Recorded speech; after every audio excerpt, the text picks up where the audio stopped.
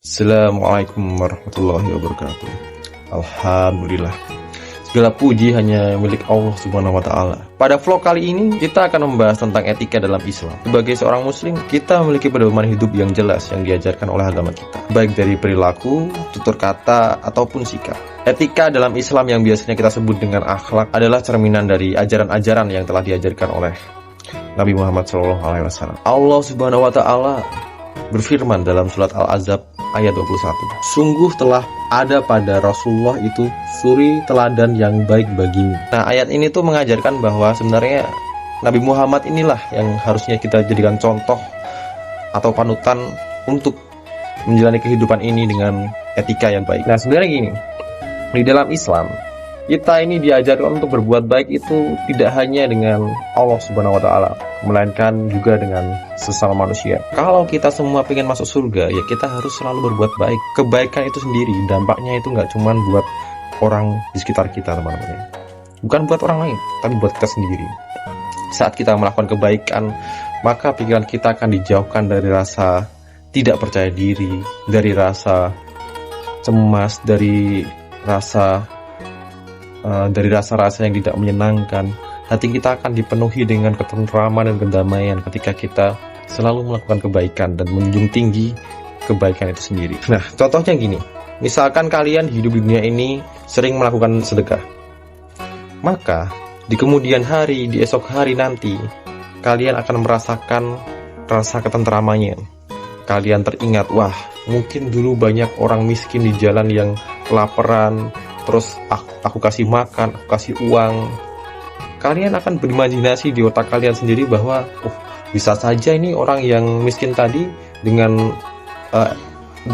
makanan yang saya kasih, dia jadi punya energi untuk bisnis, punya energi untuk menjadi atlet tinju ya.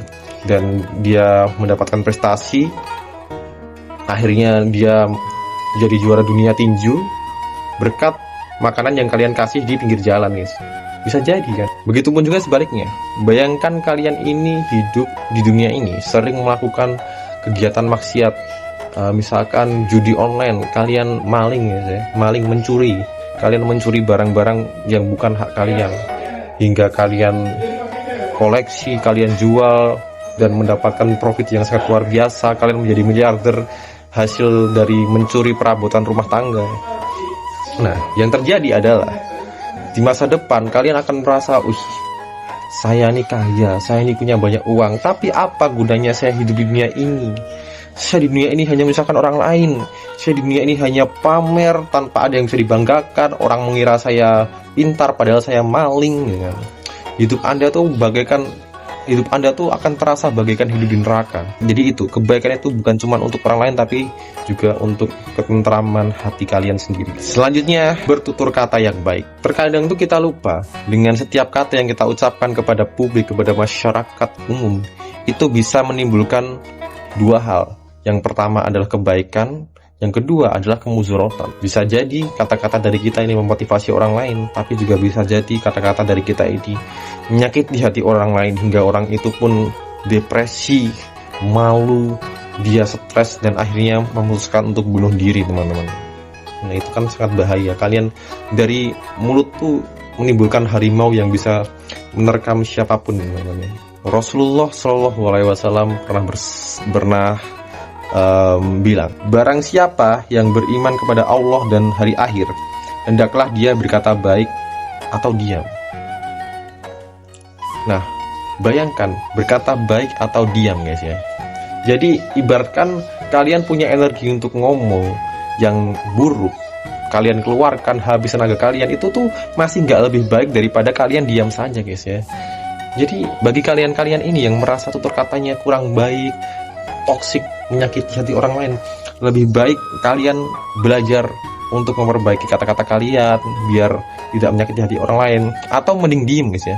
Mending diem, kalian tidur aja di kamar gitu. Tutup jendelanya gitu kan, nonton TV, udah di situ aja, kamu nggak usah kemana-mana ya, diem saja gitu. Lebih baik daripada kalian hanya bertutur kata yang tidak bermanfaat tapi menyakiti hati orang lain. Astagfirullahaladzim, nauzubillahi min dzalik, teman-teman. Memang sangat krusial sekali, jangan diremehkan. Walaupun hanya ucapan itu tuh bisa berarti sangat dalam. Misalkan Anda sebagai seorang ayah berkata kepada anak Anda, "Nak, kamu kok nilainya segini sih? Kamu kok matematika kok dapat 5 doang sih, nggak pernah 7 gitu.